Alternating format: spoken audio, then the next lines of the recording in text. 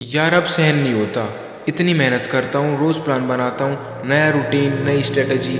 हर बार सोचता हूँ कि इस बार सब सही होगा, पर रिजल्ट वही 60-70 नंबर। ऐसे तो जेईई में सिलेक्शन ही नहीं होगा। पता नहीं सबके 180-200 नंबर कैसे आ जाते हैं, और एक मैं हूँ जिसके नंबर एक जगह पे अटके हुए हैं। क्या मैं इस एग्ज़ाम के लायक भी हूँ? और ऊपर से कल फिर से टेस्ट है।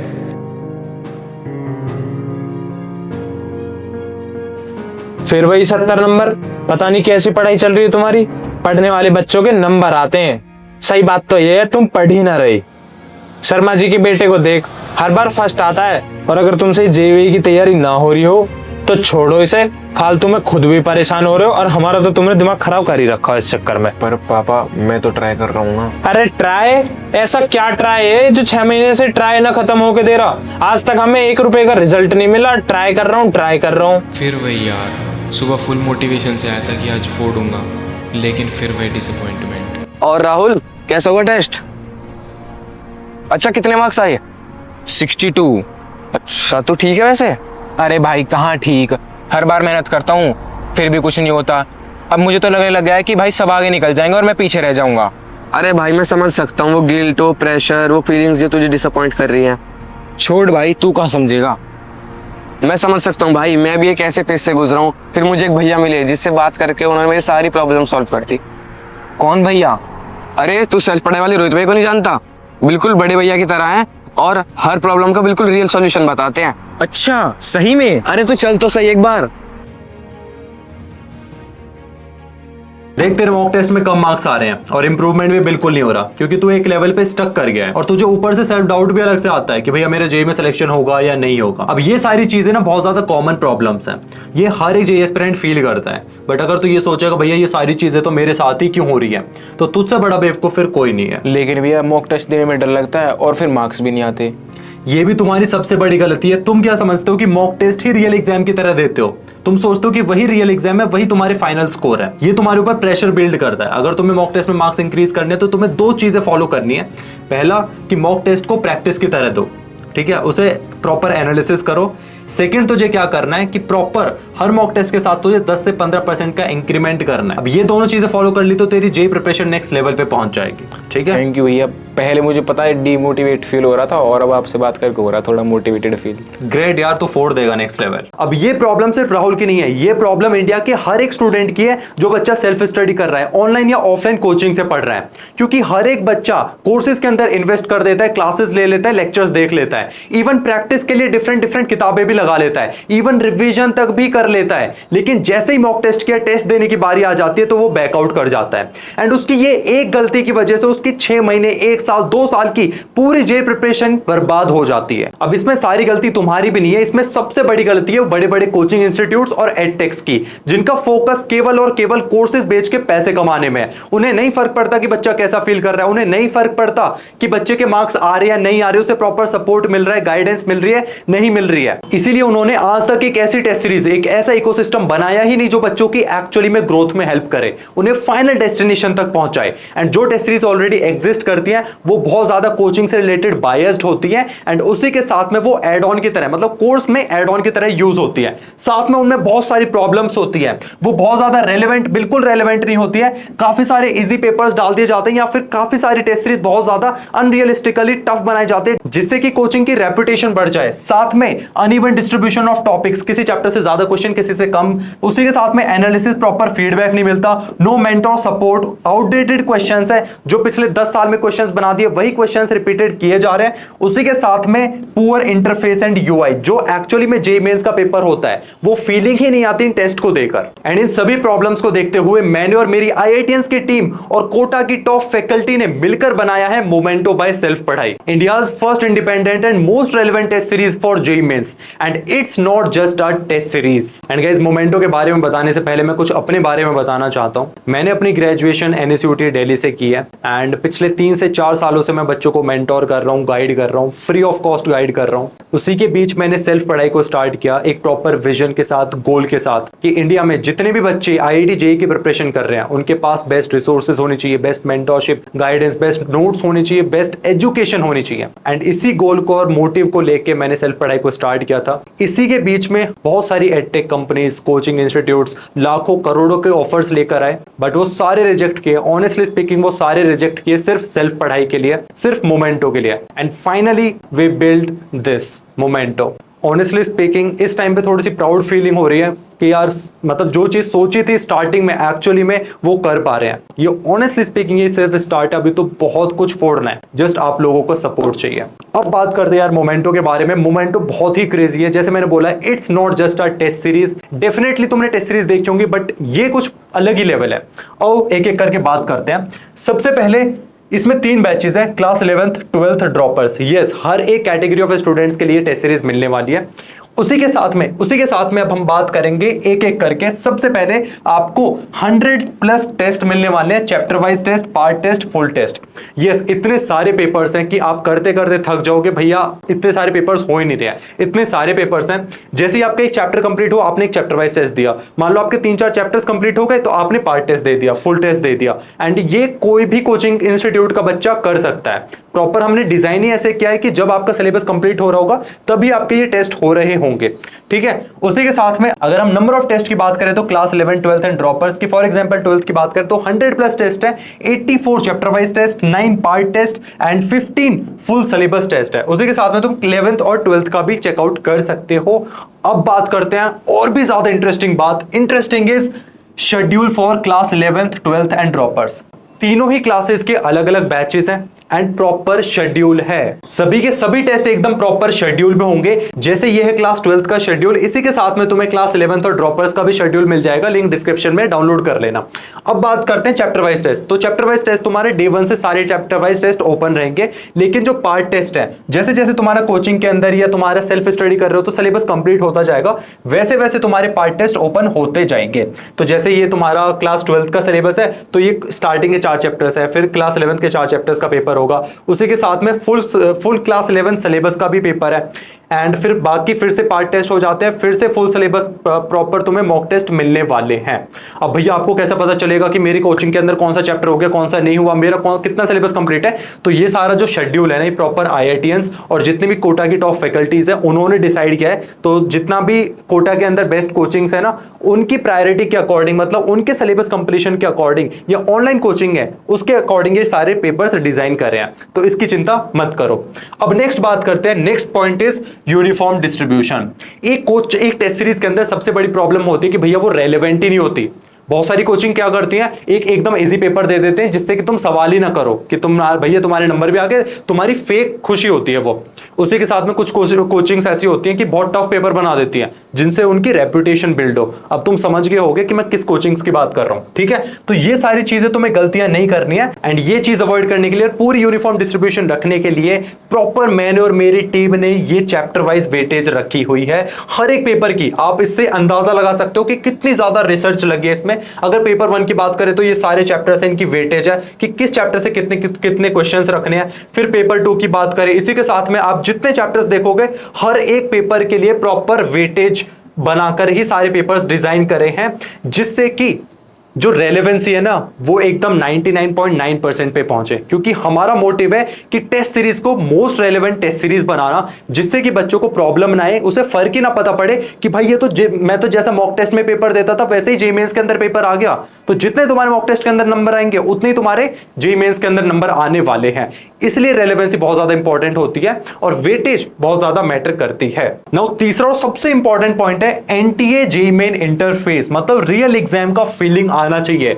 ऐसा नहीं है कि भैया मैं तो पेपर दे रहा था एंड एग्जाम हॉल में गया तो वहां तो पता चल रहा है बिल्कुल ही डिफरेंट इंटरफेस है, मुझे तो एकदम अजीब अजीब सा लग रहा है। वो वाली फीलिंग ना आए, इसके लिए तुम्हारा एनटीए का जेईई मेन इंटरफेस सेम होना चाहिए और साथ में डिटेल्ड एनालिसिस जो कि मोमेंटो के अंदर है। प्रॉपर एक एक चीज करके दिखाता हूं। सो ये है मोमेंटो का फुल टेस्ट 1। अब इसके थ्रू आपको सारी चीजें बहुत अच्छे से समझाऊंगा, बस ध्यान से सुनते जाना। तो सबसे पहले जो ये इंटरफेस देख रहे हो, ये एग्जैक्टली जेईई मेंस जैसा इंटरफेस है। तो आपको यहाँ पे नेक्स्ट पे क्लिक कर देना है, देन आपको यहाँ पे चेकबॉक्स पे क्लिक करके I am ready to begin पे ऑप्शन पे क्लिक कर देना है, एंड यहाँ पे तुम्हारे सामने ये पेपर खुल के आ जाएगा।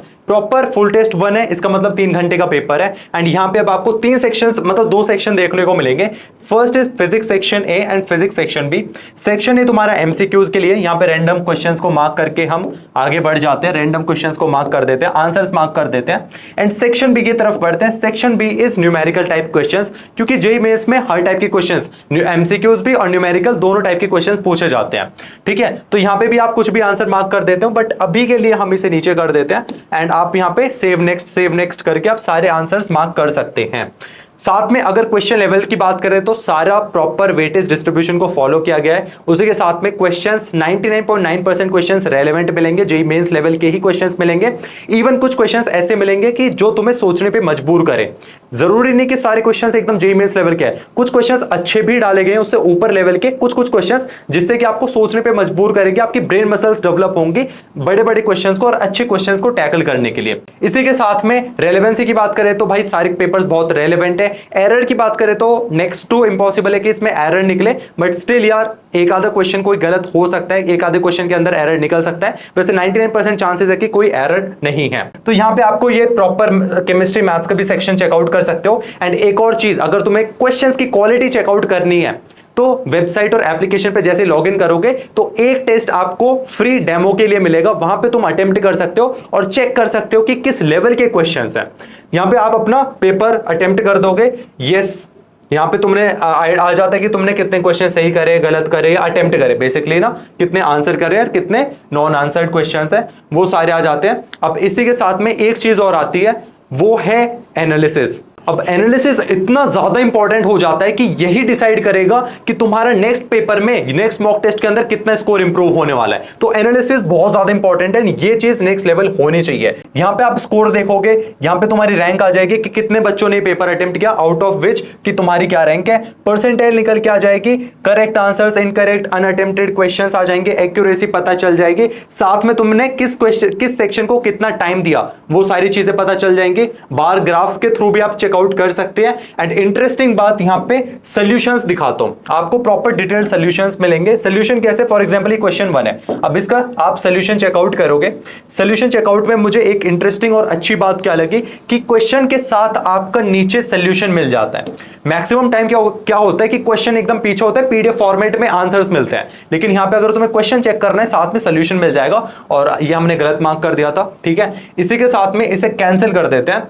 अब जो इंटरेस्टिंग बात आती है कि हर एक क्वेश्चन को तुमने कितना टाइम दिया वो भी पता चलता है। जैसे क्वेश्चन नंबर 1 को हमने 14 सेकंड दिए, क्वेश्चन नंबर 2 को 1 सेकंड, क्वेश्चन नंबर 3 को 0 सेकंड, क्योंकि हमने स्किप कर दिया। अब इससे एंड में पता चलता है कि ज्यादा क्वेश्चन मतलब किस क्वेश्चन पे हमने ज्यादा टाइम इन्वेस्ट कर दिया और आगे से हमें ध्यान रखना है। तो ये सारी चीजें एनालिसिस में इंपॉर्टेंट हो जाती है।